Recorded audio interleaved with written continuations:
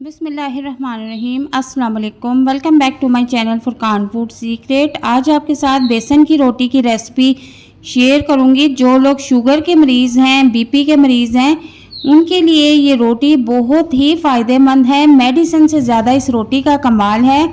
तो यहाँ पर मैंने एक प्याली बेसन ले लिया है और एक अंडा उसमें ऐड कर दिया है और एक अदद छोटे साइज़ का टमाटर और छोटे साइज़ का प्याज मैंने बारीक कटिंग करके इसमें ऐड कर दिया है। और अब मैं इसमें थोड़ी सी पालक ऐड कर दूंगी। पालक में भरपूर मिकदार में कैल्शियम आयरन पाया जाता है। 2 अदद यहाँ पर लहसुन ले लूँगी। लहसुन इस तरह से हमने ग्रेट कर लेना है, कद्दूकश कर लेना है, ठीक है। ये बहुत ही ज़बरदस्त चीज़ है, कोलेस्ट्रॉल को कम करता है जिस्म में, ठीक है।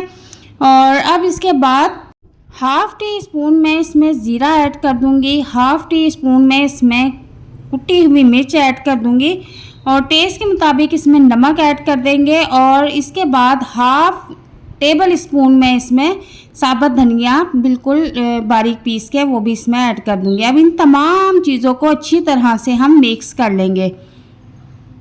इस रोटी के इतने ज़्यादा फ़ायदे हैं कि अगर मैं बताने बैठूं तो वीडियो बहुत लंबी हो जाएगी। चंद एक फ़ायदे आपको बता दूंगी। इसमें 1 गिलास पानी डाल दिया है। 1 कप बेसन का मैंने इस्तेमाल किया है। 1 कप बेसन में 1 गिलास पानी बिल्कुल परफेक्ट रहेगा, ठीक है। अब इसको हम अच्छी तरह से मिक्स कर लेंगे। तो यहाँ पर आप देखेंगे ये मैंने अच्छी तरह से लिक्विड पेस्ट बना लिया है। इसको एक साइड पर अब हम रख देंगे। दूसरी तरफ मैंने फ्राई पैन लिया है और उसमें मैंने 1 चमची देसी घी की डाल ली है। अगर देसी घी नहीं है तो फिर आप ऑयल का इस्तेमाल करें। इस तरह से आपने चम्मच की मदद से जो लिक्विड है बेसन का वो आपने फ्राई पैन में डाल देना है। उसमें अपने पसंद के हिसाब से रोटी का साइज़ रख लें और इस तरह से सेट कर दें, ठीक है।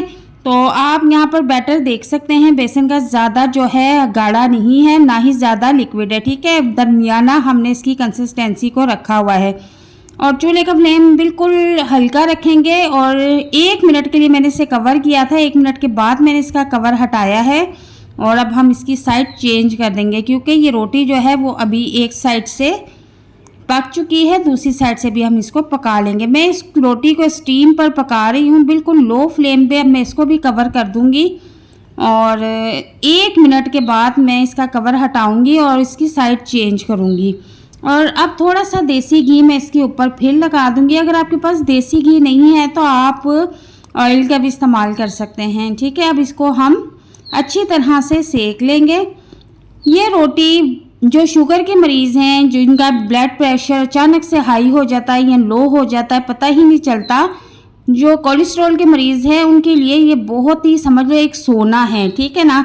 मेडिसिन ना खाएं, उससे जिगर ख़राब हो जाता है। आप रोज़ाना ये 1 रोटी बना के नाश्ते में या दोपहर के टाइम बना के खा लें। रात में ये ना बनाकर खाएं, सुबह या दोपहर के टाइम बनाकर खा लें और बिल्कुल सिंपल रोटी खाएं। इसके साथ कोई रायता, कोई चटनी ना लें और बहुत ही टेस्टी ये रोटी बनती है। जब आप इसको एक बार बनाकर खाएंगे ना तो फिर आप मुझे याद करेंगे कि क्या रेसिपी बताई है आप ही ने। तो उम्मीद करती हूँ कि आज की रेसिपी आपको बहुत पसंद आएगी। अगर आपको वीडियो पसंद आ रही है तो इसे काइंडली लाइक कर दें, शेयर कर दें और चैनल पर नए हैं तो काइंडली चैनल को भी सब्सक्राइब कर दें। अगर आपको लगता है कि मैंने आपको कुछ अच्छा बताया है तो फिर इतना तो मेरा हक बनता है कि आप मेरे चैनल को सब्सक्राइब करें, वीडियो को लाइक एंड शेयर करें। अल्लाह हाफिज़।